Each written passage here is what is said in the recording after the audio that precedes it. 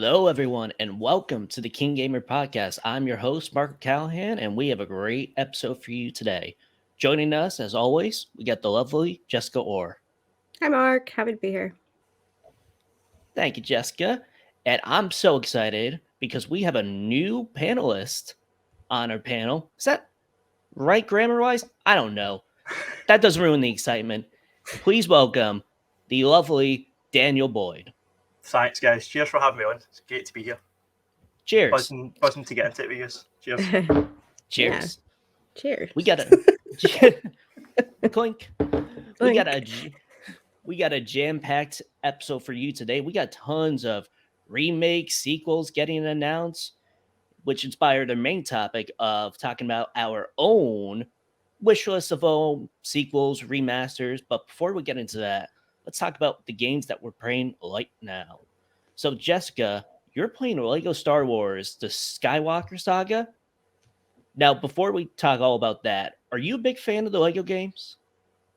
Yeah, it's a pretty casual one. I haven't played one since Lego Marvel 2 or something. But yeah. So, how do you like the Skywalker Saga so far? It's so fun. That's that's what you want from a video game. It's got so much in it. Like, it has all 9 episodes of Star Wars jam-packed in. You lose a little bit of the key moments like you did in the original Star Wars games, Lego games. But it's still really funny. You know, it's got that childish humor in it, but I love it. It's great. Not too difficult. Best way I could describe it, kind of like any other Lego game, is it's kind of like turn your brain off fun, you know? You can kind of just go through a level. If anybody's ever stuck, just smash the place up. No doubt you'll find out where to go. But this is added over 9 episodes. I lost count of how many hub areas there are, and they're basically your small open worlds. There are something like 1,126 of these kyber bricks you have to find. Not necessary to do it at all. It's totally optional. But they're like fun little combat or mini puzzles you have to do. Again, they're not terribly difficult, but they're a little bit more difficult than the combat. And they're pretty fun as well. That is the main difference, I'd say. That and slightly tweaked combat. Like, there's third-person shooting. You can actually turn the camera all the way around. I don't know if either of you have played the Lego games before. It was kind of like just like isometric view you playing. It is the most fun I've had in a Lego game. But I don't know if that's because it's a way better game or I'm playing it differently. I usually played a level, went back in and tried to get everything. So I have never completed a Lego game. Ever. Despite playing like 7 of them or something. And I'm having so much fun. I'd really recommend anybody playing Lego games mainline the story and maybe do a couple of those puzzle hub area things while you want, because that was pretty fun trying to figure out some of this stuff.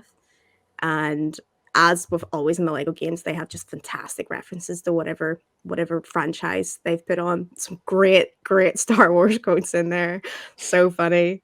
And they're very detailed with their character animations. Like in episode 9, Rey, not like episode 7 or 8. In 9, the way she jumps is the way she jumps in episode 9 when Kylo Ren's got the TIE fighter coming through. Like, every time she jumps, she does it. Han Solo's got this cool, like, suave jump and hit with a blaster. Like that's definitely Han Solo right there.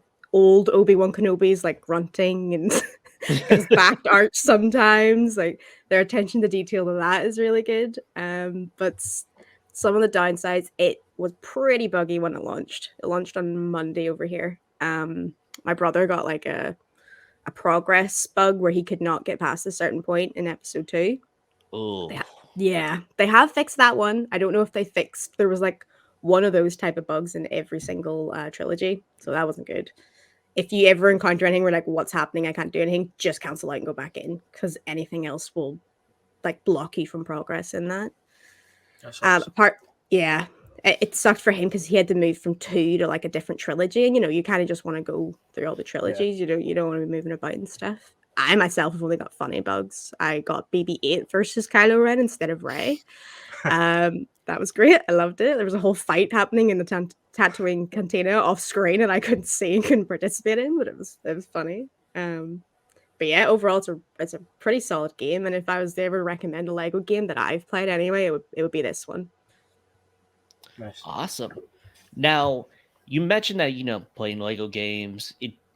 Does it do enough from other Lego games, or is it just like it's just another Lego game? Yeah, they kind of promised they're like, yeah, this is the Lego game, I guess it's the Lego Star Wars game, but not really. Like it is kind of fun just doing third person blaster combat. That was like my go-to whenever I wanted to clear out waves of enemies. The boss fights, I'd say they're kind of a downgrade from what they used to do. They're all just kind of the same thing you're doing. They are also very easy to cheese. I just change to somebody who's got a lightsaber and throw a lightsaber at them constantly. Done. So no, it's not like what they promised that this is the next evolution of Lego game. The biggest thing they changed, I was those hub worlds, and they used to have like if you've played Lego Harry Potter, like Hogwarts was the whole hub, and you had separate areas. But it's just there's so many of these. There's so many little puzzles to do. But yeah, to answer your question, not really. It's kind like people were saying Pokemon Legends Arceus was a step in the right direction for Pokemon. This is a step in the right direction for Lego games. Is it a big step? Nah. Well, as long as it's a fun step. It's a fun step. But when I seen the trailers for this new one, that was my main concern, was like how many of these games that there's been and what are they going to do new. And I think it is time that the Lego games do kind of move the goalposts a wee bit, because they've been doing the same thing for so long. And yeah, they do it well. And I do agree, it's one of those games that you kind of forget how fun it is before you play it, and then you play it and you're like, oh, that's right, these are great. But I think you can only churn out so many before you have to change up the formula a wee bit, or add something, or give us a reason to keep playing, kind of thing. Yeah, definitely. I can't wait for the next Lego game after this, because to go on top of that. And it is, like you said, really fun. If you enjoy Lego games, if you enjoy Star Wars, definitely recommend checking out this one. Isn't there a rumor that they're going to make Lego Doctor Who? Oh my god, I would love that.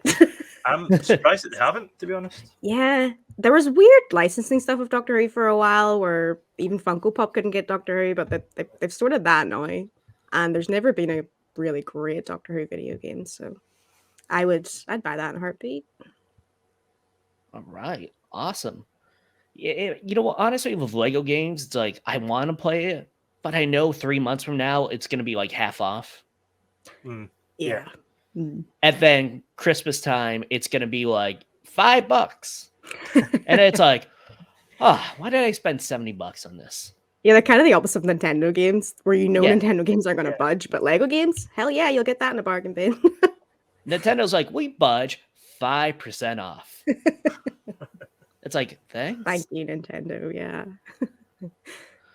All right, awesome. Now jumping to Daniel, I see you're playing Arkham Asylum, and I'm curious, what made you want to jump back in, or if this is your first time? Honestly, no, it's not far from my first time. Honestly, the movie, the recent film with Robert Pattinson, was the main reason I wanted to jump back in. To give you the full story, I really enjoyed the recent movie. And then there was a clip, I don't know if you've seen it, it's been going about YouTube, and it's a clip from the last game, Arkham Knight, and it's how I play Batman after watching the recent Batman movie. And the characters, Batman, he drops off a building in front of these three goons, and I think he beats one of them up, and the other two start scrambling and crawling on the ground, and he just slowly walks towards them and stuff. And I was like, that looks amazing. So it was kind of just time. It's one of those games, Arkham Asylum, that first game is one of my favourite games ever. It's my top 5 anyway. So it's just one of the games like Metal Gear Solid and like Fallout 3 that I just go back to every now and again. And it'd been a while since I'd played it. I do plan to go through them all. Originally, I was going to play Origins first because it's kind of chronological. I was going to do Arkham Origins and then Asylum, then City. But I thought, you know what, I can't really be bored hooking up the PS3 or trying to figure out a way to play PC. Nah, I'll just start for the remaster collection, because I've got that on my PS4 anyway. So I just started that, and it's great. It still holds up. It is still the performances for Kevin Conroy and Mark Hamill particularly still are just incredible. It doesn't matter how many times you hear those lines, just it still gets you going. And the boss fights are still great. This morning I was just fighting Poison Ivy after she gets mutated with the Titan, and she becomes this kind of big huge plant creature, and you batter iron and stuff. So it's nice. It's good. It's also good. It's a sort of game that you can play sort of come in for work and just stick it on. It's also the kind of game, if you're doing something else like listening to a podcast, I quite like just having a game like that in the background. Especially if it's something like Arkham Asylum that, I know it like the back of my hand, I've played it before, and it's far from the first experience. It's just good for that as well. So I am thoroughly enjoying myself. Awesome. Now, with Arkham Asylum, now this is spoilers, but this came out in 2009, so be warned. Did you like the Joker Titan fight at the end? I did not. Honestly, that is the one part of that game that I'm dreading getting to. Although I just said that it is my favourite out of the three, or did I say that? Asylum is my favourite Arkham game because of the Metroidvania style of it, because of the backtracking and just the way the story goes. But my least favourite part is that last Titan fight. It just seemed like such a lazy final boss. Why not just make it Bane? If you're going to fight a big muscly guy, why doesn't he be the Joker? It just felt shoehorned in, I think. Like, I get it. Like, it makes sense for the events of Arkham City where he's dying from Titan. Sure. But I'm like, big, bulky Hulk Joker with a mohawk should sound cool, but it just doesn't really work out. Nah. It feels kind of like an Elseworlds comic to some extent, more than it does because I've always seen the Arkham games as a sort of continuation of the animated series because it's Conroy and Hamill. And it's just similar in tone. And I think like Bruce Timm and folk like that worked on the game, who also worked on the animated series. So it does kind of have a spiritual successor feel to it from that series. But at that point, it just gets a bit too like an Elseworlds story, like Emperor Joker or something. It's just a bit too out of left field. Yeah, Paul Dini wrote the first two games. I don't know who wrote Arkham Knight, but I totally agree with you with the series. Jessica, do you like the Arkham games? Have you played them? Yeah, we talked about this, and you were supremely disappointed in me. But I have played Arkham Asylum, and I loved Arkham Asylum. And for some reason, I've just never played any of the other ones. So I played Arkham Asylum when it first came out as well, so I can't even remember the fight you guys are talking about. But yeah, I really love the combat in the first one, and I love going through all the Riddler trophies. Yeah. Yeah, I love them. I always get trapped in these open world stuff, but it was so fun in that. I think Arkham City is kind of the general consensus is that that's the best one, but my favourite's always been Asylum. City just, I don't know, it just felt maybe a bit too vast or a bit too unfocused. There's certain parts of that game I love, like the Mr. Freeze fight is incredible. And there's definitely elements of it that I really enjoy, but I think that first game's still my favourite personally. Yeah, totally. I know there's a heavy rumor that the Arkham collection is going to go on the Switch. Right. Not even a cloud version, which is awesome. So excited for that. Anything else you want to mention about Arkham Asylum, Daniel? I guess I was also kind of playing it because Gotham Knights, although it's been delayed, I believe that's coming out in October, and the Suicide Squad game, which is also a part of this universe, is coming out. So it'll be kind of, I think, maybe a good way to kind of refresh myself with those games and then lead into what's to come. Also, I think we all know that Batman's going to show up in Gotham Knights. I would be very surprised if he didn't. I know that he died in Arkham Knight, but I think he's still around. Yeah, Gotham Knights is like, Batman's dead. Wink. Yeah. Like, sure. Okay, you got us. He's dead. Wink. Just like how the Arkham Knight was a totally new character that you didn't, that wasn't just the Red Hood. Yeah, okay. This ain't Jason Todd. Wink, wink. Oh. All right. So jumping in my game, I'm not going to talk about Elden Ring for the 5th week in a row. Be proud of me, guys. But I am going to talk about, I bought the Assassin's Creed Ezio collection on the Switch. And I've mentioned this numerous times on the show on how the Switch having old games, like if this was like a port on PlayStation 5, I wouldn't be interested, but that portability is amazing. Mm-hmm. And it's interesting how, so I'm playing Assassin's Creed 2 right now. And I don't know if you guys played like the recent Assassin's Creed games, but they're very Witcher 3 types. And it's so weird to play like an actual, and I like recent games, but this is like, oh my God, this is like Assassin's Creed. You got the hidden blade, you're hiding in the crowds and all that. I'm like, what is this? You're actually being an assassin. Yeah, I'm like, I'm being an assassin in a Creed? Ooh. Someone tell Ubisoft about this.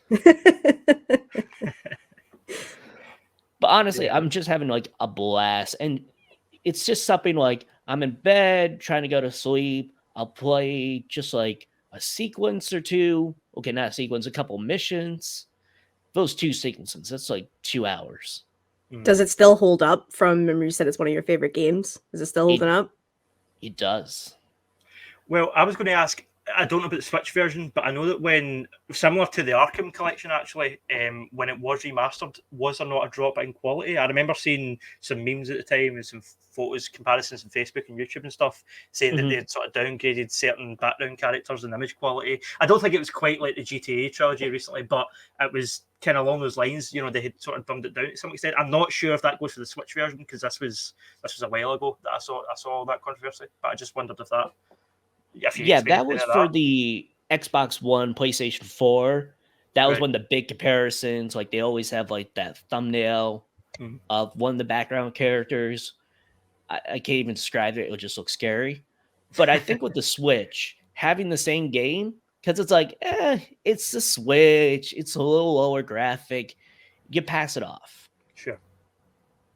That's why, like, when the Arkham collection, not with all 3, but it was like the Return to Arkham with Asylum and City, there's a lot of criticism of how it was too light in color and it kind of, the shadows didn't look great and some of the characters, which I understand. But if it came out to the Switch, it'd be like, yeah, that's pretty cool. Yeah. But honestly, it still does hold up for me personally because nostalgia. And I think the only like thing that's like, I'm still playing like this is a recent Assassin's Creed game in terms of the controls and the jumps. So it's like some things I just got to get used to. I'm still early on in the game. But other than that, I think it still holds up. Are you going to collect all the feathers? Yeah, I'm going to say yes. But if you ask me in like 3 weeks, I'll be like, I moved on to Brotherhood. Yeah, how's that feather hunt going? Yeah. I still have nightmares about those feathers. What do you even get after the feathers? I don't get. Does the mom even say thank you? Honestly, I don't remember. I remember I got the platinum trophy, but I don't remember what actual cutscene you get rewarded with. I'm not sure. I remember playing this when it first came out on the 360, and I was being so mad I didn't get one achievement that was only in game. As in, like, it was the mission where you're like flying with Leonardo's like flying machine, and you had to do something with like the fire barrels. I don't know, but I didn't know like it was only during that mission, meaning you can't go back and replay it. So yeah, that still stings. Yeah. Yeah, I had a similar thing with Infamous on the PS3. I'd have the platinum, but it was I think I did medium difficulty instead of easy. And if you did easy, you could get like both the good and the bad points to max yourself out. I was like, I'm not doing a whole other price. They just get this one trophy, so it's still there from the PS3 days, waiting for me to get it. Trophies should be banned. That should be made illegal. Yeah, there's nothing worse than that when you miss a trophy and then you Google it and you're like, oh, that horrible feeling in your stomach. You're like, oh, no, I'm not playing the whole thing again. Yeah, it's like you could do it, but you could waste another 40 hours of your life. Yeah. Well, you want that platinum, don't you? And it's like, yeah. Yeah, I do. All right, so that is the games that we are playing right now. So let's just jump into the news. So it's interesting. I feel like a couple weeks ago, Jessica, before we recorded the podcast, we got the big new Pokemon announcement, Scarlet and Violet. On a Sunday. Guess what? We got another game announcement. That's right. At the Kingdom Hearts 20th anniversary event, Kingdom Hearts 4 got announced, which means the game is probably coming 2034. Oh, it's great. And there's so there's like other couple games that were announced, like Kingdom Hearts Missing Link. But the real meat of this event is 4. There's no they didn't show, actually, I'm sorry. they showed off a trailer for it. No Disney World. It's just a realistic kind of Final Fantasy VII remake. Sora looks different, which thank God they didn't do like realistic Donald and Goofy. Yeah, real Lion King vibes. It sounds like Nightmare Fuel. Oh, Yeah. Jessica, we don't bring that up. But I know we're not really the biggest Kingdom Hearts fan. We talked about it in the pre-show, but Jessica, what's your thoughts? Yeah, it's weird they didn't show. Well, I suppose maybe they haven't pinned down stuff for like what worlds they want to go to. But reading the description and watching the trailer, I was like, this doesn't even look like a Kingdom Hearts game. It's cool. The graphical update. It's a bit strange seeing Sora like that and not like what I'm used to in like PS2 days Sora. You know, I might I bought 3. I was like, I will go back and play these remakes, which I have, and then I will play 3, and it just never happened. One of those backlog games. So I'm not sure 4 would like bring me in, but again, barely anything. So I'm sure this is like fantastic news for Kingdom Hearts fans. But like you said, I think you were lowballing it with its release date, you know. Kingdom Hearts 3 took a long time to come out. People were even like, it's been cancelled. They're not doing it anymore. And then, there we go. It popped up. So I'm going to have a swing in the dark here and say that's going to be what's going to happen with Kingdom Hearts 4. Yeah, unfortunately. Daniel, what's your thoughts? To be perfectly honest with you, this new game, I'll wait for the reviews. If there's something that tells me this is going to be a groundbreaking, incredible experience, then I'll think about it. But for me, Kingdom Hearts, it's always been like, it sounds like a fake game. It sounds like a weird fever dream some developer had. Like, see when people describe it, and it's like, yeah, this Final Fantasy character, he meets up with Goofy, and there's a magic key involved, and you're like, this doesn't sound real. And then it's a hugely successful, popular franchise. So I totally respect I'm in the minority here, but yeah, it's never been for me, I'm afraid. But listen, I can be swayed. I'm happy to have my mind changed, and I hope they prove me wrong. I hope it's a groundbreaking game of the year quality title, but we'll see. I think with me with Kingdom Hearts, I played the first one. It's a really good game, but do you guys know the distracted boyfriend meme? Yes. The girlfriend looking at me is the Final 7, like the Final Fantasy characters, and I'm just looking away at the Disney characters. I'm like, I want to follow that. I don't want to the Sora and the Heartless and all that. I'm like, but what's King Mickey doing? That really is like, that's all I want from Kingdom Hearts. Give me more Disney. I feel like they've kind of gotten away from Final Fantasy stuff in the recent ones. Like I said, I haven't really played it, but I love the Final Fantasy stuff because I was so weird. Squall was voiced by David Boreanaz in the original Kingdom Hearts. Like it was just some strange casting going on, and then you're right, there was like Goofy and Donald and all these worlds. So I think if that's your issue with that, I think they really have got away from the Final Fantasy stuff. Do you know who played Sephiroth in the first Kingdom Hearts? Oh, I can't remember. Who was it? Lance Bass from NSYNC. God. Wow. Wow, that's a deep dive. Yeah. That's actually that's my icebreaker at cocktail parties. Like, you know who, he heard his voice and was like, that's Sephiroth, you know?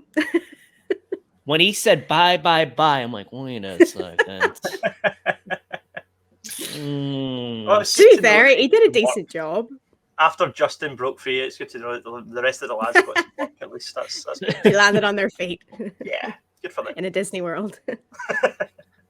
Is there any like Disney worlds that you want? I know the odds of us playing Kingdom Hearts 4 right now, if you had to ask, are like slim. But is there any Disney worlds that you would want to see? Star Wars and Marvel. Can you imagine you want a lightsaber Keyblade? Disney's like, ka-ching! Yeah, just come on, like Toy Story 3, cool, no problem. What I'm going to ask, have they done Pixar characters? Has that been done already? Yes. They did. Toy Story was there. And Monsters Inc. Right. Yeah, maybe Incredibles. I think that was just 3, though, that started that. I was going to say Incredibles wasn't like featured in 3, not that I know of, but I'm like, why not the Incredibles? Yeah, The Incredibles hasn't really. They had. Did you ever play? Was it like not Lego Dimensions? Oh my god, what was it called? Disney Infinity. Did you ever play them? Disney, no, I've not, but I played Lego Incredibles, and the best part of that game is playing other Pixar characters. Yeah, I was gonna say Incredibles has kind of got screwed by these franchise games. It's a real shame because I feel like Incredibles would be ripe for a really good game. Kind of maybe in the vein of like the recent Guardians game or something. If they did that with Incredibles, it could be really cool. But yeah, I suppose it's a bit of a waste of a decent. It's interesting though to this day that the Incredibles is still the best Fantastic Four film that we've had. That mind blowing, but yeah. Yeah. Well. Oh well. I don't know why I'm saying oh well. I'm just thinking about Fantastic Four, thanks to Daniel. Not good movies. I'm sorry. Way to bring the podcast down. Listen, John Why would Watts you bring? might correct It's the your course, mate. Daniel. It's your first time on the podcast, and you bring up Fan Four Stick. You're lucky. You're doing great. They wasted Michael B. Jordan. Oh, they really did. And Jamie Bell. Yeah, shame. It was a laugh. It's a laugh. Well, let's move on to happier news. There will be a new Tomb Raider game in development. They will use the Unreal Engine 5. And quote, Crystal Dynamics is proud to be part of the launch of UE5, Unreal Engine 5.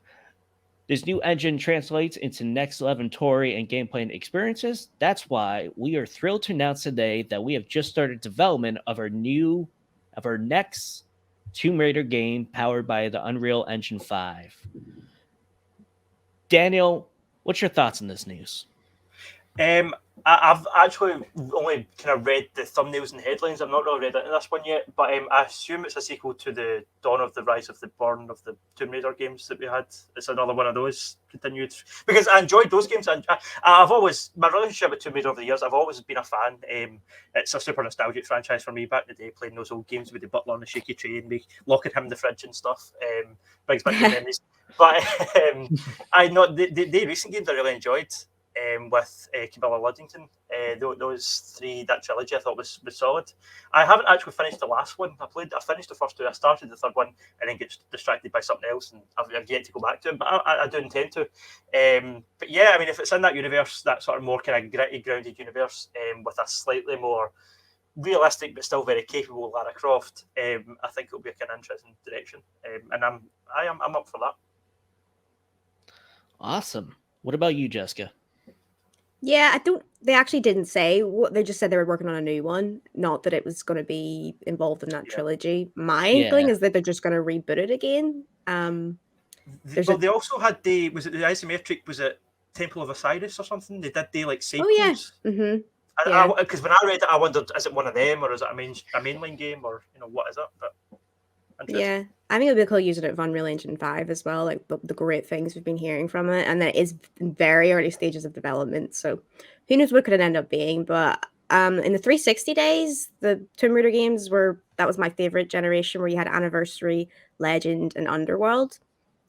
They're just my favorite. They're so good. I did like the Tomb Raider reboot. Like you said, it got like a bit more gritty and stuff, maybe a little bit too gritty. I was reminded by listening to other podcasts just how awful some of Lara's deaths are. Like, my God. I remember getting stuck at a bit where she just got her neck impaled like 10 times in a row. I was like, I feel so bad. She's still twitching. You're like, oh, this is horrible. I was like, why did you do this? But yeah, I never actually, I've played the other two in that trilogy, but I never completed them. Enjoyed them. I even enjoyed Shadow of the Tomb Raider, which I know a lot of people didn't like, but I think the ending had something to do with that. So I'm always excited for a new Tomb Raider game. They're the type of games like Prince of Persia, Uncharted, that I just like, adventure, slightly Indiana Jones inspired games. Did you guys see the movie? The new Tomb Raider movie? I liked it. It was fine. Yeah. Yeah. It's interesting how they're going to make a sequel to that. They're still planning on that? It's still in development. That was a while ago. like 2017. It was. I think when it released, it was probably the best video game film we've had because not that that's a high bar, but it wasn't a great film, but it was palatable, so it was probably the best we had. I liked it. It's kind of like I liked the new Uncharted film. Like it wasn't a Yeah, great, again, fine. fine film. You know, you could go in popcorn movie, totally fine. Yeah, wasn't that 80% on Rotten Tomatoes, Jess? Stop bringing that up. If I'd went for audience score, my prediction would have been dead on. But it didn't. Audience You're score right. doesn't count. You would have just upcharged that. Make fake accounts. All my tickets. Yeah. But if they reboot Tomb Raider, because that's what I thought. I'm like, okay, they didn't really mention the trilogy. Granted, I have not played Shadow of Tomb Raider. That's in my backlog. I even bought the game like Black Friday like 2 years ago, but I think I brought like the European copy. I don't know. Thanks, Jeff Bezos. Or maybe it's my own fault. He doesn't He's off to space. He doesn't care. But if Captain Kirk, they're off. But if they reboot it, do you still want it in like the similar gameplay style of the gritty Tomb Raider in terms of like the open world, or if they reboot it, I want them to bring back Lara Croft Matrix. Remember that game that she had the dark sunglasses and the leather jacket? I want Angel that. Darkness or something? Yeah. Current gen Unreal 5 Matrix Lara. That's what I want. They did have a bunch of really cool. I think it was in Legend. Like you could change like her costume and all, and they had cool throwbacks. So yeah, bring us back that really like early 2000s look, Lara. I'd want them to bring back a more of an emphasis on puzzles. I was talking last week. I forgot how much I really love puzzle games, and Tunic kind of reignited the puzzle flame in me. Zelda kind of got rid of their like dungeony puzzle stuff. Not get rid of, but like lowered how many they're in. Yeah, and I feel like Tomb Raider did that too. It is more palatable for like somebody just that looks cool and picking it up and not getting frustrated at not being able to complete a puzzle. But I love them, so maybe a little bit more tombs to explore in this Tomb Raider. We want more tombs. Yeah, tombs in our Tomb Raider games and assassins in our Assassin's Creed games. That would be nice. Yes. Yeah. And chuck another T-Rex in just for old time's sake. Why not? Yeah. Why not? All right. Moving on to the next bit of news. We have a Ghost Recon sequel in development. And I would tell you about this, but we have a great article at KeenGamer, which you can check it out at keengamer.com, written by Daniel. So, Daniel, take the stage. Yeah, so this was one of my first articles for the site, and the reason that I chose to write about this, Ghost Recon Wildlands took me wildly by surprise. It was a game that I did not expect to be in the running for my Game of the Year when it came out in 2017, but what a title it was. It was just fun. I mean, it sounds obvious and a bit silly, but video games, above all else, in my opinion, should always be fun. I don't care what elements going on, what genre we're playing, or what, if it's online or single player, as long as it's fun, that's all I really care about. And that game, Ghost Recon Wildlands, it really kind of evoked an energy similar to like the Fast and Furious movies, where you and your pals could just grab jeeps and drive up a hill and crash a plane and storm a compound, and it was so run and gun fun. I loved that game, and because off of the back of that, I was really excited for Breakpoint, which unfortunately was a massive letdown. It didn't run properly when it came out. As much as they tried to sell it with John Bernthal, it just didn't work. They tried to put this weird deep story in with John Bernthal and things like PTSD and kind of quite dark serious subjects, and you're like, keep it light, guys, this is Ghost Recon.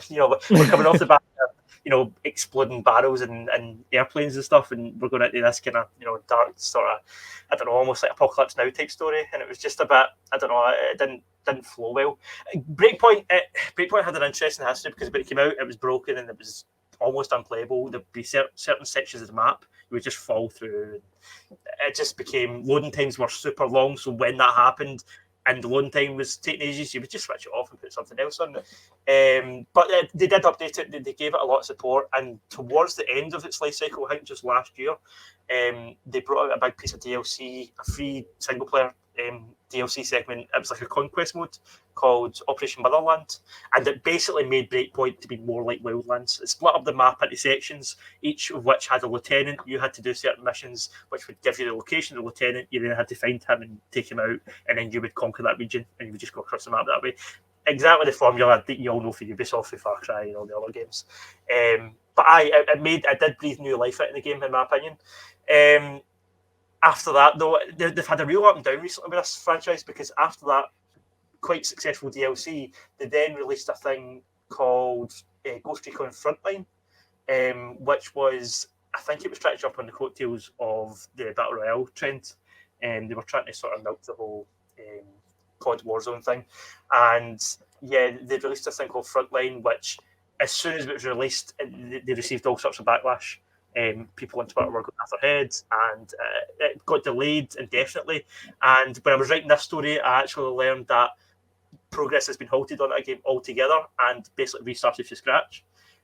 So I don't expect a release date anytime soon for it. But yeah, hopefully after doing that, I don't know if they're even going to keep doing that online thing, but if they do that, hopefully they keep that separate and they keep this game fun, and just let players kind of, the best experiences in those Ghost Recon games, in my opinion, are the unscripted stuff, like the stuff that's outside of the story that just happens. Whether you're playing yourself or whether you're playing online with your pals just messing about, those are the things that I really remember from those games. They're the most memorable moments. So yeah, I'd say just kind of give us a sandbox, and give us the tools to jump in and have fun. But yeah, we'll see. There's no actual title released yet. There's a codename, Project Over, it's called. I don't know if you remember last year, there was the NVIDIA leak that they've released, like a bunch of, I think Bioshock was in there and a bunch of other upcoming games. Well, this thing, Project Over, was also in the list. So it has probably been in development since last year, I would assume. But there's nothing in terms of a release date or even a release window yet. But it's been worked on. It's probably been worked on since last year. So, and they also put up on Twitter, they put up a kind of thank you for all the support on Breakpoint, which to me also it's a sense of finality for that previous game, which kind of means, I guess, they're totally moving the focus onto this new title. So, yeah, we'll see what happens. Awesome. Jessica, any reaction? I haven't played a Ghost Recon game since the 360 days. I just wanted to ask you, Dan, like you said, it was a bit more open worldy. Is that the way they evolved? I remember really liking it. The combat was really solid. It was a bit more linear back then. It has moved away a great deal from being a kind of, not military sim, but more realistic military game to being just an arcadey open world kind of free-for-all shoot up. It kind of has that feel now. But the Wildlands game really brought a sense of camaraderie with the characters in the game, the squad, and if you were playing online with friends, it had a real kind of cohesion to just, even though it was chaotic, there was just a kind of banter through the whole game and a nice tone, and the map was great, and the AI was pretty decent, and the guns were fun. So it all just kind of amalgamated into, I don't know if it's a great game, maybe story-wise, it's not doing anything groundbreaking, I guess. It's a Ubisoft military game, it's going through the checklist formula that most Ubisoft games do. But it just stood out for being so fun and so unexpected. I mean, it came out the same year as, like, I don't know, Nier Automata and all these other incredible games. And I did not expect this to be, when at the end of the year, when I was thinking, what's my favourite game of this year? I'm like, my God, that's in the running. Who would have thought? But yeah, they did kind of lose their way with Breakpoint, unfortunately. But we'll see. And maybe like Star Trek movies, maybe every second one's good. Who knows? Yeah. So, Daniel, what is something that you want to see, like, improvement-wise with the sequel? Frankly, I would just like to see it work. I think we all know, without going in too hard on Ubisoft, I think we all know that they have a bit of a track record of releasing games that aren't maybe up to scratch on a technical level all the time. What? And Assassin's Creed Unity's like looking away, like.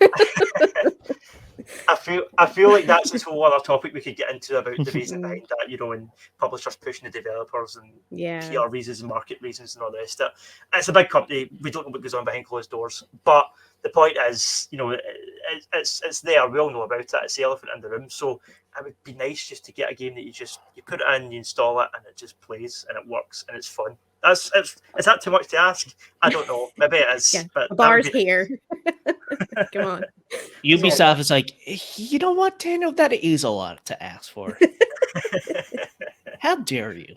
It's like, we've got like 10 open world games this year. How dare you? You see your site? Too much.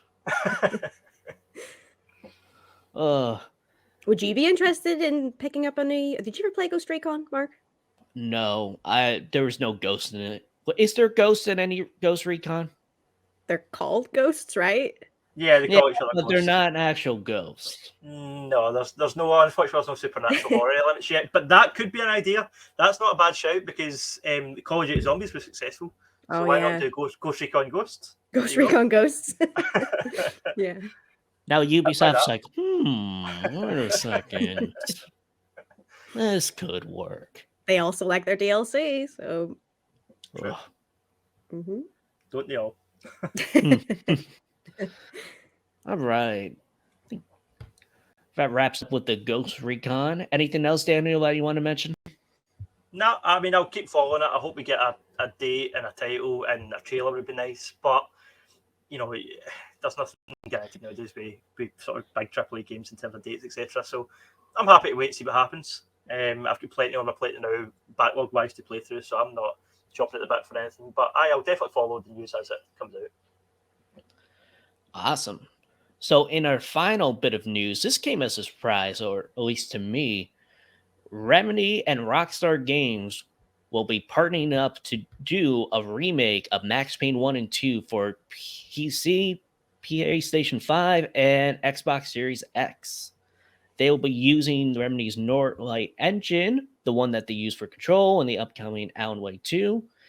And in the quote, Rockstar founder said, "We're thrilled when our longtime friends at Remedy approached us about remaking the original Max Payne games. We're massive fans of the work the Remedy team has created over the years, and we can't wait to play these new versions." Now, again, this game is a shock to me. Jessica, what's your thoughts?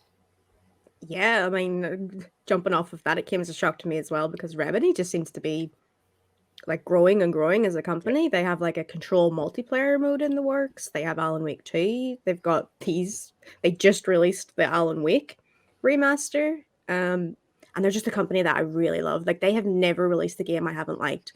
Quantum Break, I loved it. Max Payne games, despite me not being able. When I was younger, we had it on PS2. There was a scratch in the disc. Could never get past like this train section in Max Payne 1.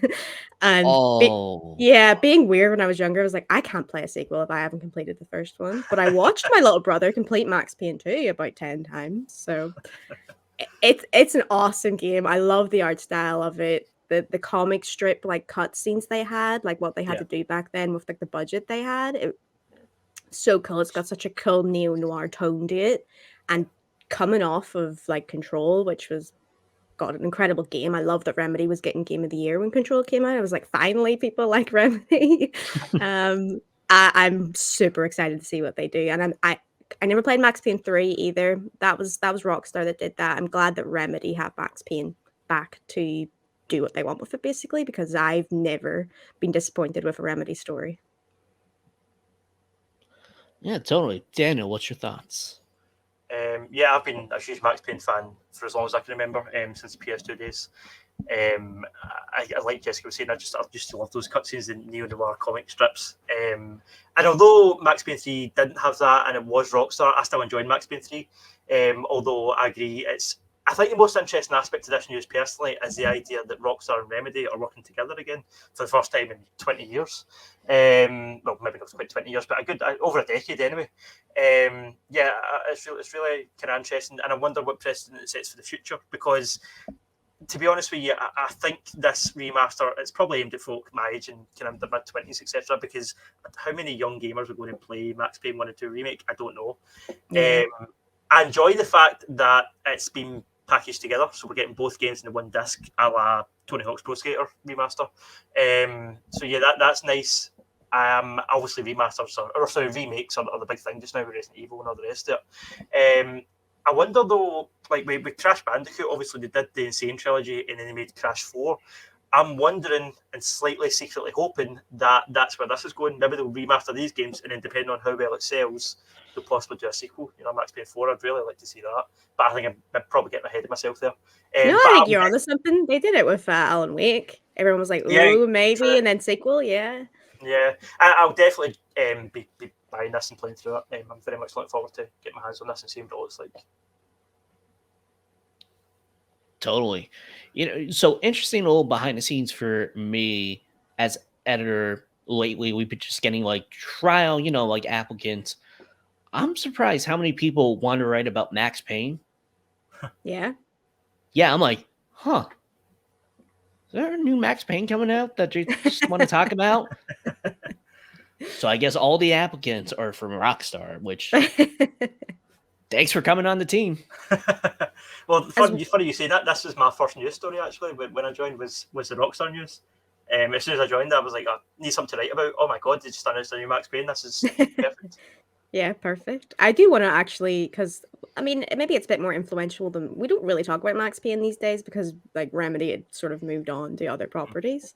But Bullet Time, like, do you remember back then? Like, it was like, oh my god, Bullet Time, and now everybody like does some variation of it. But like, they were like the first big people to do it. I wonder what they're going to do with it. But yeah. I wonder. Yeah, good point.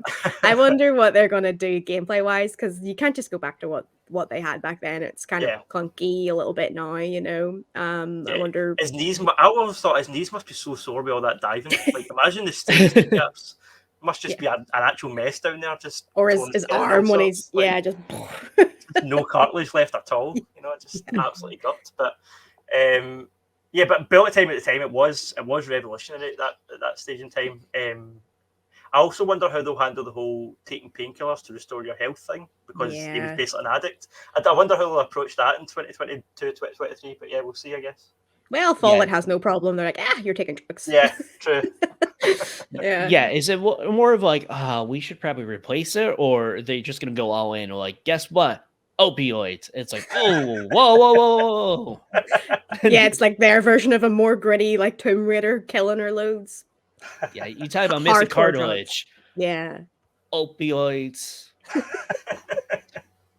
We are not the Remedy Rockstar PR team. We have nothing to do with it. I just want to say that up front. But Remedy, didn't it? Think about it. Opioids. Mark, stop. You guys haven't seen Dope Stick? I actually haven't. No. I've not yet. No, it's on my list, but I've not seen it yet. This is just your regularly scheduled be disappointed with your podcast panelists, Mark. Yep.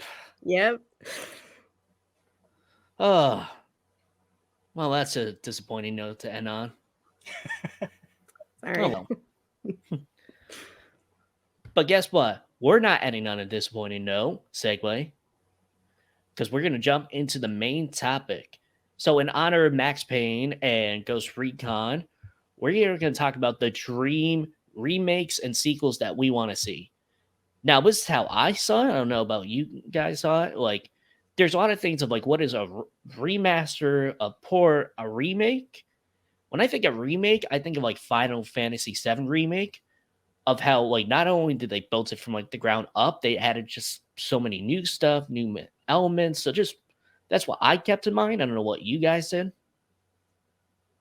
but a little mixture of both. I mean, 9 times out of 10, that is the preferred sort of method for me. As much as I'll take a remaster, I would always rather, you know, if the team's there to do it and do it well, then I would prefer a remake personally, I think. So. All right, awesome. So, Daniel, since you're new on the podcast, let's start with you. So we're just saying 2 each, and then we'll just dive into our honorable mentions. Okay. What is your number 2? So, thinking long and hard about it, Max Payne was, before this news broke, was on the list. However, we're getting that, so I guess I don't need to mention that one. The other big one for me was Dino Crisis. Dino Crisis hasn't had much fanfare in a long time in the gaming sphere, although there's a lot of folk that played it when they were young, like myself, that have extremely fond memories of it. It's obviously a Capcom game. It is essentially the Resident Evil controls, Resident Evil engine, but swap the zombies for dinosaurs, and there you are. Those classic games, like when you think back to kind of the first time you've seen certain things happen in games, you know, they kind of push the boundaries and stuff and things you hadn't seen before. Tomb Raider and Metal Gear Solid, I'd say, get credited for kind of pushing the whole set piece story cutscene thing into gaming.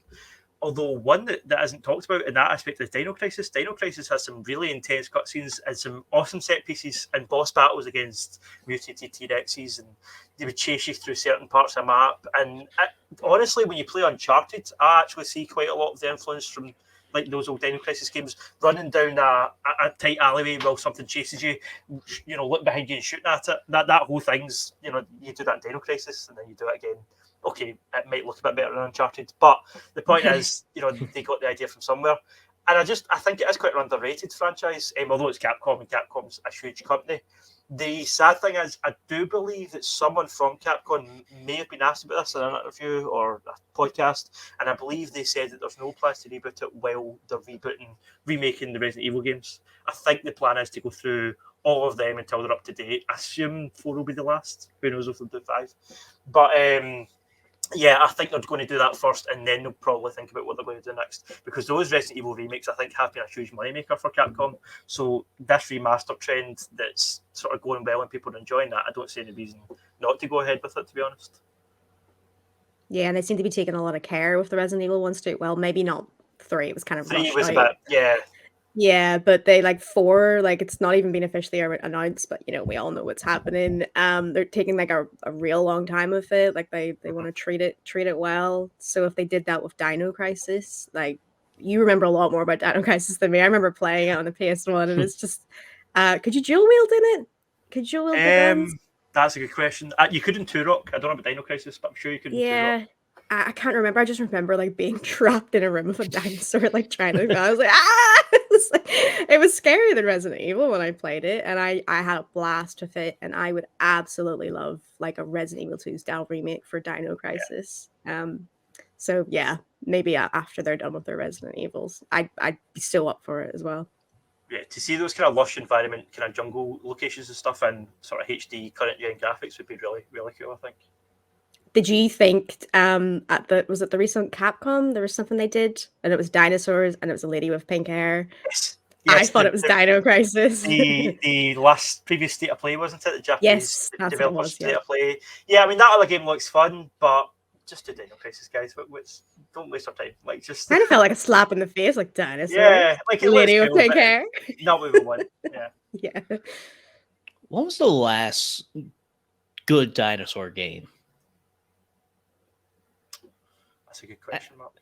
Because, and I'm really thinking, you would think dinosaurs, boom. So they made a remake. They made a remake of Turok on PS3, which I don't remember being horrible. I don't think it was great, but I think it was solid enough first person shooter, and you fought against dinosaurs. Probably a pretty forgettable game, but it was okay. But yeah, I do agree. It's an element that you would think would be in more kind of AAA games. Yeah, the only thing I can really think of is like, do you know those Sin games the Jurassic Park put out where you're managing a park? Lego Jurassic Park, they made that.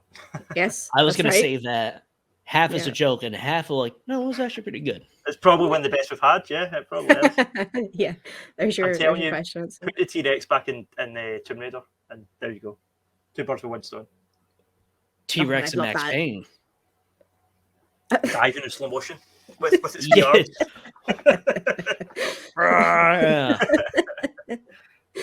Okay, Remedy. Very sorry about the opioids. Make it up. T-Rex. Huh? Very sorry about the opioids. Did you think you'd be saying that? Out of context, it sounds horrible, but Remedy. Rockstar would be like, oh, that's a good GTA 6 plotline if we ever make it. Did you play Dino Crisis, Mark? No, and because behind the scenes when Dan and I were talking, and I saw like you put Dino Crisis, I was like, I don't want to get spoiled, but I'm like, oh, thanks for bringing that up because I'm like, there's no good dinosaur games anymore. Yeah, I haven't played Dino Crisis, but I'm like, damn, I want a remaster or remake in this case. Yeah, that'd be nice. The dinosaur market is right there, wide open for the taking. It's It'll be not like extinct. when everyone was doing zombies for a little while and vampires. Make dinosaurs the next one. Make dinosaurs and make werewolves. That's dinosaur werewolf. Well, Resident Evil 8 had werewolves, right? Village. Yeah. Yeah, sort of. That had a werewolf. I mean, yeah, I don't think they didn't go all in on it, but yeah, they had a werewolf. Yeah. Well, guess what I'm buying today? Suddenly more interested. Yeah. That great pick, Daniel. Jessica, what is your number 2? Kind of a little greedy with this one, but I don't care. It says the person who made. What's your favorite open world game? Pokemon Go. Yeah. True story, Daniel. Am I wrong? You're not. I supported you. I stand. I know you're throwing it back in my face. I think it's just a legendary moment. That's good to know what I'm in for. It's good to know that's the kind of show we're on here. Yeah. Nothing. All ammunition.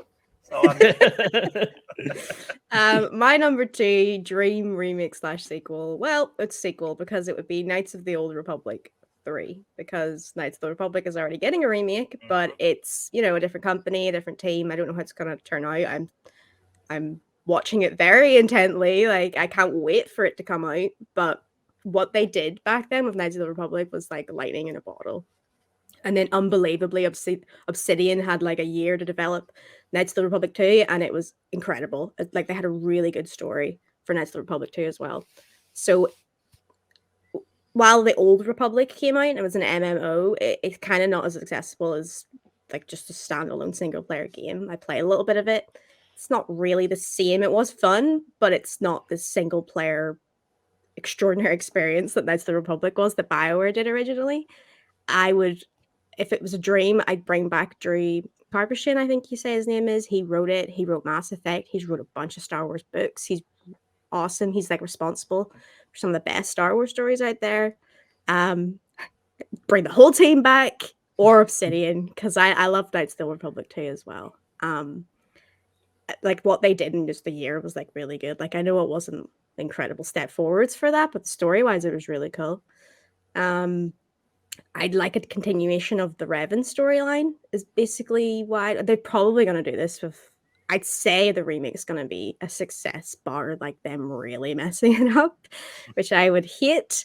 But yeah, Knights of the Republic 3, if they announced it now, I'd be like, yeah, I pre-ordered it. I'll pre-order the deluxe edition. Please give it to me. Because taking what they've learned from Mass Effect, Dragon Age, like all these decision-based games out these days, I think they could have like a really cool morality system. Like before, it was do good things and be a good Jedi, or do bad things and be a bad Sith. And the gray area wasn't really explored too much. A little bit in 2.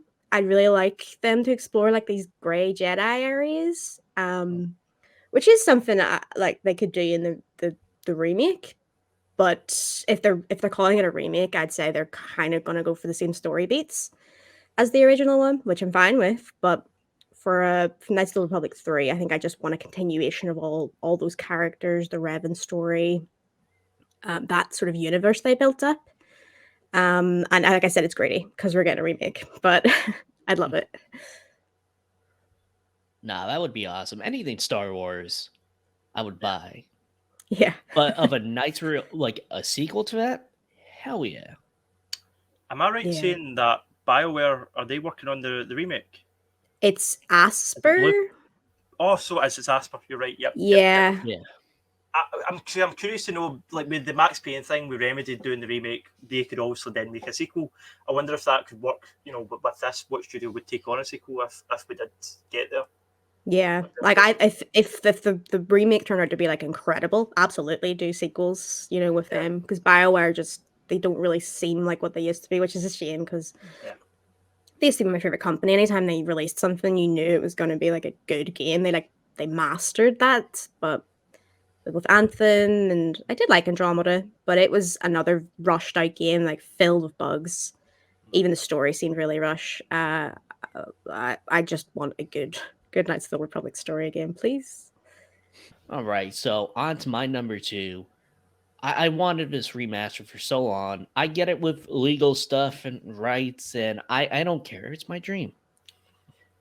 And it was actually in Dreams, that PlayStation game where you can like build your own game. It's probably like one of the most popular games I've seen rebuilt. Give me The Simpsons Hit and Run. Oh yeah, that's a Yeah, pick, please. Mark. Yeah, that was like the we got a podcast. Yeah. What's that game? Actually, it should have been my number 1, but yeah, we'll get to my number 1 in like 15 minutes. Anyway, Simpsons Hit and Run, like I played it like PlayStation 2 came out, and I wasn't really like involved with like, the whole gaming scene. But if you would have asked like 26-year-old me right now, like, hey, they're making a Simpsons game, it's GTA. I'm like, oh, okay, like cash grab, whatever. But it was really fun. Yeah, it was. You had an open world Springfield, well, ish. They kind of split it up into the city and then the boulevard. But you know what? It was basically an open world. There's so many references, even the cars that they used. The story was fun. The voice acting, they brought everyone back. And like the developers want it, but I think it's just like an issue with Fox. So I heard a wee rumor, and I don't want to get MD too excited, but I did hear last year or start of this year. I'm trying to remember what podcast I was on talking about this. I think it was last year. Apparently, obviously Disney bought Fox, so Simpsons is owned by them now, and allegedly, well, not allegedly, Disney hired, I believe they hired the guy behind the Simpsons Hit and Run games, the guy that kind of show ran the whole thing and kind of the game director or whoever. And I believe he was asked somewhere if he would ever consider it, and he said he would love to do it, but it's not up to him.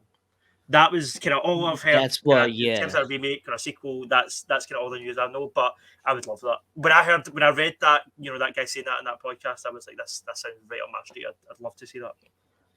And it's not even ported. Like it's only PlayStation, GameCube, Xbox 360, I believe, or actually no, just probably just the OG Xbox. That's it. Like, there's a couple places I've been, like people's houses, and they'll have like the Simpsons Hit and Run, and it's like, okay, you're a cool dude. Yeah, great memories of playing Simpsons Hit and Run. Like you said, it was like GTA, but for kids, so it felt appropriate to be playing, and it had a really funny humor. Just the Simpsons humor of Homer being dumb. And it was so fun. Great driving, great little side missions. Not even that into the Simpsons now, but oh man, I take it. Even the driving was good. It wasn't like, okay, it's okay. Like, no, it actually controlled well. Like, since it's only on that version, like the game came out 2004 and it controls like that, that's pretty damn good. Yeah. I was like, whatever driving. What? I can't remember what company made it. See if I can real quick. Remini. Oh, out. Max Payne. Developed by Radical Entertainment. Okay. Homer on opioids. Opioids. Well done, Mark. They made that game Prototype, which was kind of like Infamous. That was fun, yeah. Yeah, and they made a couple of Crash Bandicoot games, apparently. Yeah, they made some good games. Bring it back. Oh, I'm even just looking at like screenshots from the game. It's to play the game now. It replicated the show so well, just in terms of how much those colors popped. Like it just felt like you were right in that world. The music. I don't mean to bring the podcast down, but there was a cancelled sequel as well. Oh. Yeah, Simpsons Hit and Run. They had a lot of cancelled stuff here. Spider-Man 4, Prototype 3. Last game they did, this studio anyway. I know it's rights issues, not studios, but they were a support team for Bungie and Destiny. So, Sorry, Jessica, what was the studio called? Radical Entertainment. Radical, so it was, yep. Yeah. So Yeah, one of those solid mid-tier developers that just fell away when the AAA indie thing happened, that split, and the mid-tier just fell away. It's a shame. They were very like midway in that sense. They just solid mid-tier games for a good kind of the PS2 era, PS3 era, and then just faded away. Only in our dreams. Now, like maybe not. Not my dreams, like dreams the game. Yes. All right. Well, Daniel, what is your number one? So my number one, if you know anything about me, this is going to be pretty obvious, and it has been spoken about for years. But I would love a fully HD remastered, remade Metal Gear Solid. You know, give us Shadow Moses, give us that first game in its entirety. You know, Solid Snake, Liquid Snake, Shadow Moses, all that great stuff, and just give it to a new generation, because you spoke about how Hit and Run was somewhat a game that's trapped on old consoles. Metal Gear is very much the same, and it's insane because it's such a huge franchise and it's such a significant franchise, and yet you can't play a lot of those games unless you have to own the old consoles. They have recently kept it PC. They brought the first two onto good old games, but they're not the best ports. And yeah, you can seek them out, but it's an effort. You know, it's not easy. It's not as easy as just going to whatever store. You know, if you're using Xbox or PlayStation, you won't find the game. And unfortunately, it's such a, in my opinion, it's just such an important part, such a staple of kind of video games progressing into what they are today.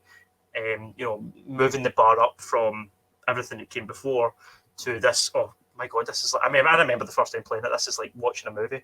I was probably about 6 years old, so I was far too young. But what an experience it was, and I just so iconic. And seeing some of those iconic cutscenes like the Cyborg Ninja slicing his way down that corridor, or the first time you see Metal Gear Rex, you know, and all these kind of iconic sequences, just seeing that in HD.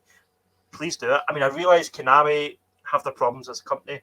Hideo Kojima is trying to distance himself from Metal Gear. He has been for years. Even when he was at Konami, he didn't want to make, I don't think, any of the sequels, and they only got made because the company forced him to do it. And now that he's broke free and he's doing things like Death Stranding and whatever he's working on next, hopefully Silent Hill, but that's another topic. Yeah, I don't see him going back to it, but I would take, if someone like Blue Point Games was to take it on and just have Kojima on board as an advisor, I would be 100% behind that. But yeah, just someone make it. There was a fan group on, I think I was following them on Facebook. They were remaking it in Unreal Engine 4, and they were a good way along. They had made you could play the first section in that, when you first swim out the water and you're in that warehouse and you have to wait in the lift coming down. You could play that sequence, and then I remember seeing the concept art for the next few sequences in the game, and then Konami shut them down. They had to be a cease and desist. So and they were doing it non-profit. They were doing it, you know, I think they were kickstarting it, and they weren't doing it for profit. They were doing it because they loved the game. But Konami, being the company they are, shut them down. And yeah, as it is, it's sad. It's sad that franchise is now kind of stuck, and all it's really being used for at the minute, as far as I know, is pachinko machines, which is like gambling machines in Japanese casinos. They use the franchises like Metal Gear and Castlevania and stuff, you know, to make these gambling machines. That really sucks. I have heard a ton of rumours over the last couple of years about PlayStation possibly buying Konami. I've heard about them buying the license to Silent Hill and Metal Gear Solid. I've heard all sorts of rumours, none of which have kept it fresh as of yet, but I'm holding out hope. I want to see it. Yeah, if you can't give me Dino Crisis, get him Metal Gear. Yeah, come on, Konami, just sell those licenses. Let people make video games of these iconic games that you came up with that you don't care about anymore. Like, please, like Silent Hill and Metal Gear. And you're right, Metal Gear Solid 1, you can play it on PC, like you said, or I think like GameCube, the Twin Snake stuff. 2 and 3 are backwards compatible on the Xbox, but 3 totally locked to the PS3. Yeah. Like, and can't play it anywhere. Or 4, sorry. 4, yeah. Yeah.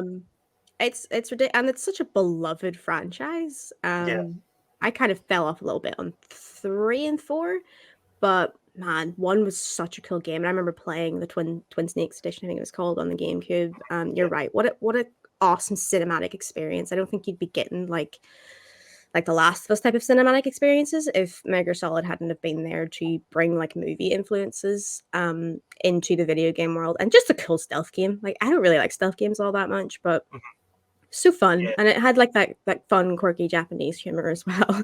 Like Yeah. shaking down people for dog tags and another thing. Like batshit crazy story, but Yeah.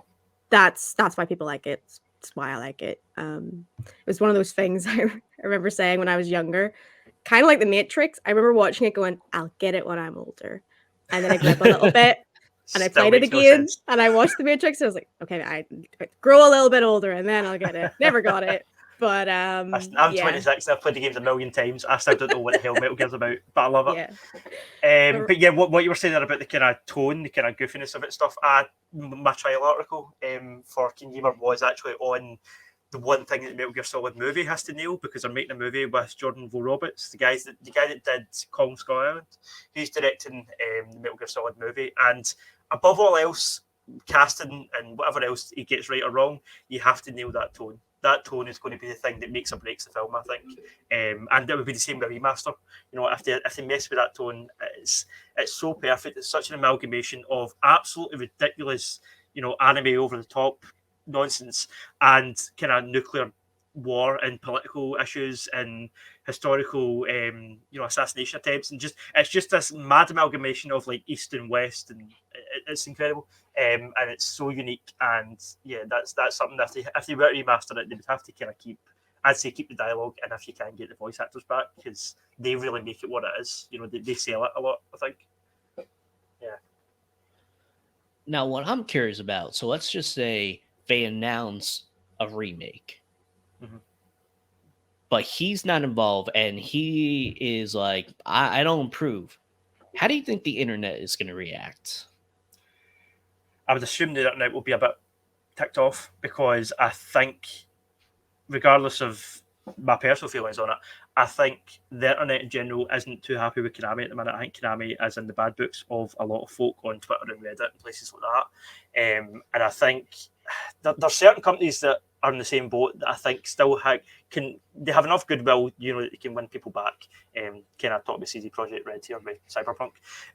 You know, there's certain companies that are in the bad books now that can still redeem themselves. Konami, I wonder if they're past that point, because of all the controversies and the rumours of a toxic workplace. And I'm not going to go into it, but there's a lot of horrible details behind Konami, the business dealings and money chasing and all the rest of it. I wonder how that would go down if it was announced that PlayStation weren't anything to do with it, they weren't buying it, it was just Konami rebooting that.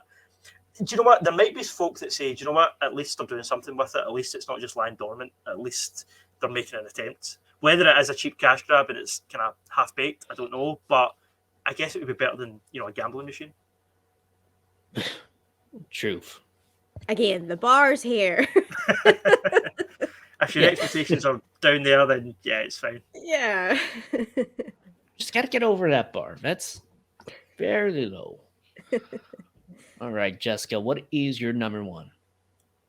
My number one is Jak and Daxter. Yeah, I don't know whether yeah, you guys were fans of it back in like the PS2 days. It was kind of like tribalism when you were younger. It was like, are you a Ratchet and Clank fan or are you a Jak and Daxter fan? I was like, yeah. I like both. Boo! Fast for Sin. Boo! But I did prefer Jak and Daxter. I mean, it was Naughty Dog, you know, and it was kind of like when I think of a PS2 game, I think of Jak 2. It's just so good. It was so fun. Yeah. Like you said, Dan, like games are supposed to be fun. It had a bit of a weird story going on, but I mean, you're not playing. It had fantastic combat with all the guns. It had really good traversal on like kind of like a swift bike type vehicle.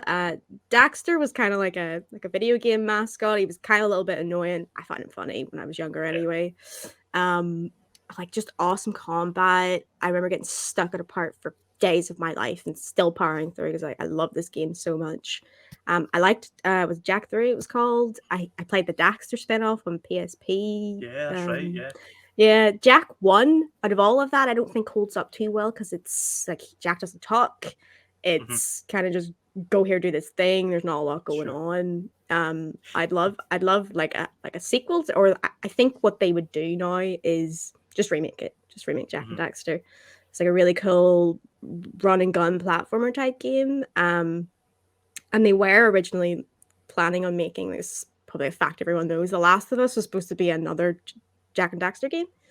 It was like a dark tone and all this, and then like, yeah, not really in the Jack universe. And then obviously The Last of Us was just a runaway success. Like, everyone basically knows what The Last of Us is, and rightfully so they changed it. Like, what an incredible game and franchise, but I just want that fun Jack and Daxter gameplay back with the goofy Daxter humor. And yeah, they'd have to evolve it, but man, that PS2 style game, so much fun. Can And they if it, make a crossover between The Last of Us and Jack and Dax? Listen, if Homer Simpson could take opioids, then anything can happen. Mixing tones and genres and everything. Yeah, why not? Kind of has done it. I trust Naughty Dog. Final Fantasy, Disney, Homer, real life issues, Jack and Dax, the tragedy of The Last of Us. I'm so glad we're brainstorming this. We should have a whiteboard with all these ideas. Yeah. They're not going to develop them. We will. I feel like we've had so many crazy ideas like throughout this like podcast, not just this one, but throughout the year. End of the year, when we talk about the game of the year, we should be like, all right, Yes. how crazy were we? Yeah. I remember we cast the Rocks Kirby. That was something We did. cast the Rockets Kirby. We did. I was trying to pitch a Sesame Street open world game. Can't even remember that. Actually, you God. know what? That was a great idea. I stand by it. But Get the anyway, whiteboard out. yes. Pass it on. Create your own Muppet. Come on. Yeah. But yeah, like look at what's happened with Ratchet and Clank. It's just a franchise that's went on and it's had pretty solid games, and most recently in Rift Apart. I've yet to play Rift Apart, but that first game was incredible. Like, you talk about a game that's as close to a Pixar movie as you can get. It's that Ratchet and Clank reboot was just amazing. But yeah, in terms of Jack Daxter, what I really liked about that series was how it was kind of the first time I've seen a character aging in that type of game. Like, he started off as a clean-shaven young boy with yellow hair, and then making this kind of emo kid with a soul patch and green hair and stuff. And it was just, at the time, it was really cool. I was like, oh, you're kind of grown up with Jack, and you're seeing him becoming this kind of weird emo kid and stuff. And yeah, the games, they did kind of take somewhat of a dark turn, I remember, towards the end. Like, the first one was super poppy and colourful. By the third one, it was like, I don't know, it was like post-apocalyptic. Nighttime. Yeah, it was almost like Batman. It's like, what happened here? But, yeah, they were solid games. I loved those games. Did you play them, Mark? No, I was a Ratchet and Clank guy. Oh. Ooh. No shame. No shame. Hey, we had a terrible movie, so take that. I actually never saw it. Was it really bad? Okay, it wasn't like that bad, but it's like the game that they based it on, it was weird.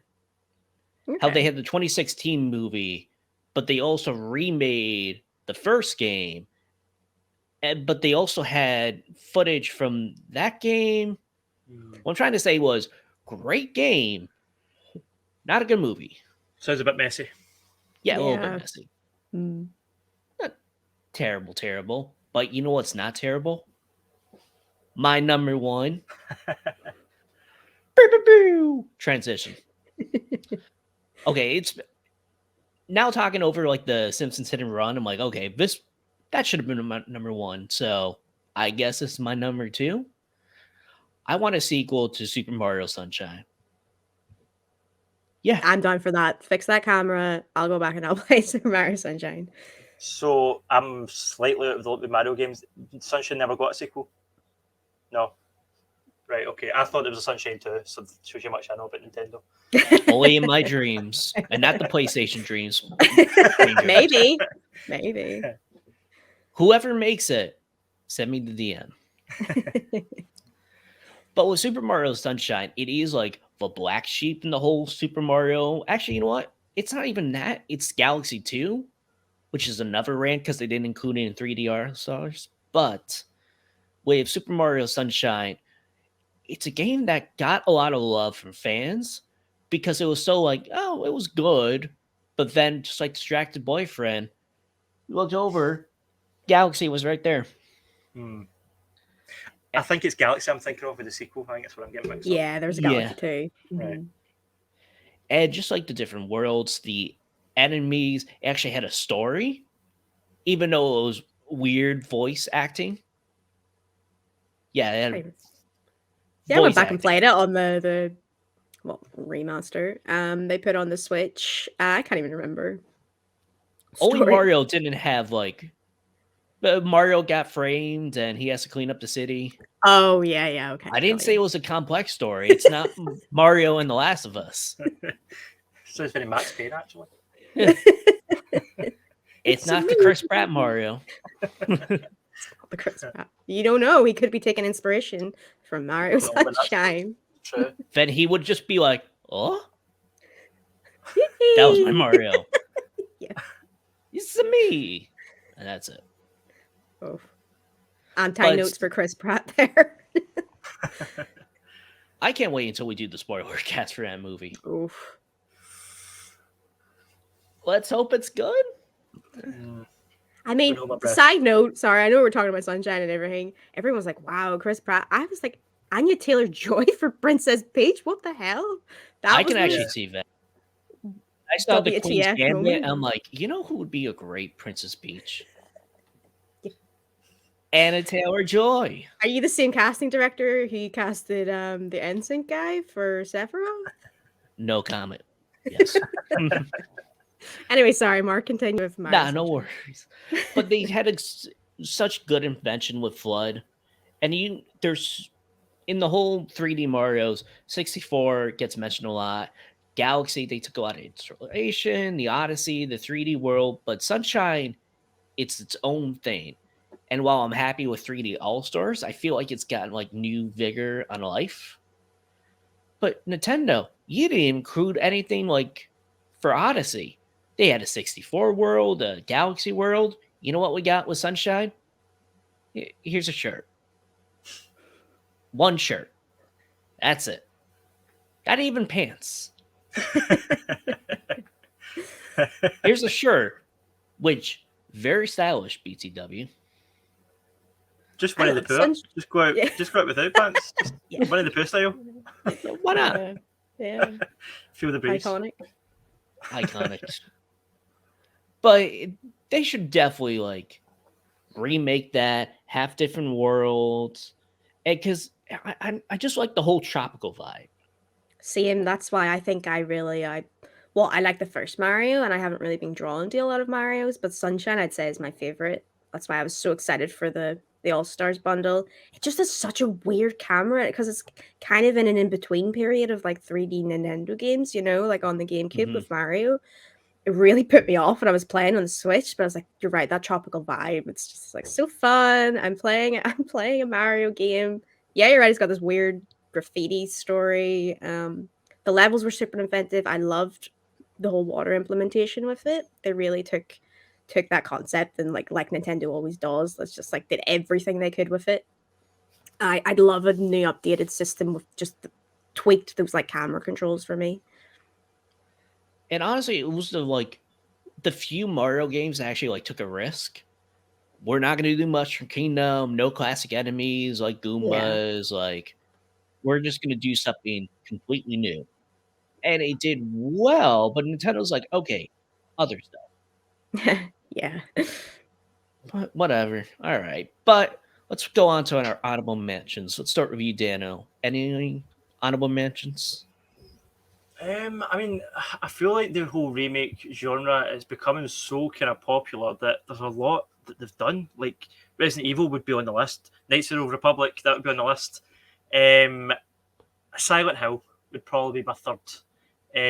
Silent Hill, again, it's a franchise that back in that era, those PS2 days, was just absolutely killing it. And then it kind of just lost its way. And we were then getting this amazing reboot with Guillermo del Toro and Hideo Kojima and Norman Reedus, and then the saga that happened there. But I mean, that PT demo, I still go back to that every now and again, and every single time it scares the life out of me, man. It is horrifying, but it is so intense and gripping, and the fact that one corridor can do that to you, the fact that they were able to absolutely scare the life out of folk with just a couple of rooms, and some light effects and sound effects. Yeah, I'd have loved to have seen what that became. Whether it would have became the whole first person kind of up to date, almost kind of Resident Evil type horror, or whether it would go down the kind of classic third person vibe, I don't really care, as long as it's got that horror tone and as long as it is as terrifying all the way through. Because there's nothing worse than a horror game that you play the demo, you play the first level, and you think, oh, this is new and revolutionary and really gripping me, and then you get to the fifth level and the monster just becomes an inconvenience at that point. So if they were able to sort of keep up that tension and that sort of fear the whole way through, I think, yeah, a Silent Hill game, current gen, would be incredible. I don't know if I would go as far as VR. I think VR would be a bit too much. I think that might actually give people panic attacks. But yeah, I'd love to see that on PS5 consoles, and yeah, current gen, give us that, please. I'm jealous you can still go back to PT. My PS4 system wiped and it's gone forever now. No. Oh, Yeah. Horrible. Not only did I download it on my PlayStation, but just before it was getting moved, I downloaded it on my girlfriend's PlayStation as well. So I've got 2 copies just in case. That's smart. Just in case anything happens. Yeah. I've backed it up. I think all of your picks have been Konami, Dan, haven't they? God, they have, yeah. No, Dino Crisis is Capcom. Oh, yeah, sorry. They've all been classic Japanese PS2 games, I guess. Yeah. no I'd shame. love to see Silent Hill. Yeah, I played Silent Hill on the PS3 for the first time. They had, had the cool old PS1 games on them. It was still terrifying with those graphics. So you're right. Look what he did with PT, and even if it wasn't Hideo Kojima, the whole concept of Silent Hill is inherently terrifying. I went back to Silent Hill 2 a couple of years ago. I was just playing through old PS2 games. I just hooked up my PS2 and kind of rose-tinted glasses time and nostalgia train, and I stuck Silent Hill 2 on, and certain parts, especially with Pyramid Head, are still absolutely horrifying to sit through. The first time, the second time you see him in the cutscene at first, but the second time you see him in actual gameplay, he's just standing behind some bars. You're walking in this kind of dark corridor, and there's a room on the right that you have to go into, and just facing you, there's this kind of, it's like a prison, bars, and he's just standing behind it with his big pointy face and his big sword, staring at you, and it is hot, chills in the back of my neck. This game's 20-year-old, and I'm a grown man, and I'm like, oh, this is really creepy, but just it shows you how effective it was. I think it was really ahead of its time, and I loved the whole psychological horror of it, and the whole different endings and different paths. And again, there was a lot of it that didn't really make much sense, but at the time you were so caught up in it, and the atmosphere was so effective. And I don't know, I wonder how the fog would look in current day, how they would handle the sort of lighting effects and how Pyramid would look, and how Pyramid Head would look in current gen. And just, I don't know, there's just so much potential there, I think, that could be tapped. And then, as I said, the trailers, I know that PT is a kind of separate entity, but that demo and those trailers from that project as well, I'd love to see that seen through as well. So any form of Silent Hill, I would take that. Love it. Jessica, what about you? I think I already mentioned it. Infamous, the kind of obviously Sucker Punch are doing Ghost of Tsushima now, which is incredible. I love it. What a good game. But I loved Infamous on the PS3. Yeah. I liked the second one, and I really quite liked Second Son as well. It was one of the reasons I decided to get a PS4 over an Xbox One. Just such fun open world games, and it's like an open world game before what open world games came today, They all had their own sort of little formula going on, not just the Ubisoft formula. It's so fun, all those powers. It was like a cool new superhero game. Yeah. It didn't have it wasn't linked to comics, and they didn't have to do whatever they did to appease fans. They could just do what they wanted with it. Cole wasn't a super great protagonist, and neither was, I believe it was Delson in Second Son. It wasn't great. But I liked, was it Fetch and First Light? Remember the DLC for Second First Son? Light was I liked good. her. She was a good character. Yeah, and they could have done so much with that, having all those people who have powers, not just your main protagonist. They could have done so much with that. I'm really glad we got Ghost of Tsushima. Again, what an awesome game. I'd love for PlayStation to give them some support so they could develop Ghost of Tsushima 2 and an Infamous. I'd say at this point it would have to be a reboot. You couldn't just go on to like Infamous. They even drop the title of Second Son, you know, just Infamous reboot. Maybe not even don't even have Cole, just a new character. You could have a legion of new characters. Like I said, the powers you could have in it was cool. I loved like the grinding you could do and like zipping through the levels. I recently tried playing it. I think I've mentioned it before on Now, because I was trying to get that platinum again. But it wasn't a very stable connection, and it actually doesn't. It's one of the games that doesn't hold up too well these days, which was kind of disappointing. But I loved it at the time, and I'd take a reboot or a sequel of it. Absolutely. And I've been a comic fan. I love when you get an original superhero character like that. It's obviously very much inspired by certain other characters, but it's, as you said, they can do whatever they want because there's no creative license. You know, there's nothing they have to stick to in terms of the rules. Yeah. But yeah, and I love that. It's so obscure, but they made a DLC for that second Infamous game where you were a vampire or you had to kill vampires. It was mad. It was so out of left field. I can't remember what it was called, and I think it is stuck on PS3. I don't think you can get it for any other console. But yeah, that was a story DLC for Infamous 2, and it was a lot of fun. I didn't know they did that. Out of left field, but yeah. It was great. That was cool. Festival of Blood. What? Festival of Blood. Yeah, that was it. I mean, it's cool. It's like you said, you can just do whatever the hell you want. Superhero stuff, fine. Yeah, vampires. Why not? Yeah, let's go. But no werewolves. Festival of the Moon. Yeah. Yeah. PlayStation. You're welcome.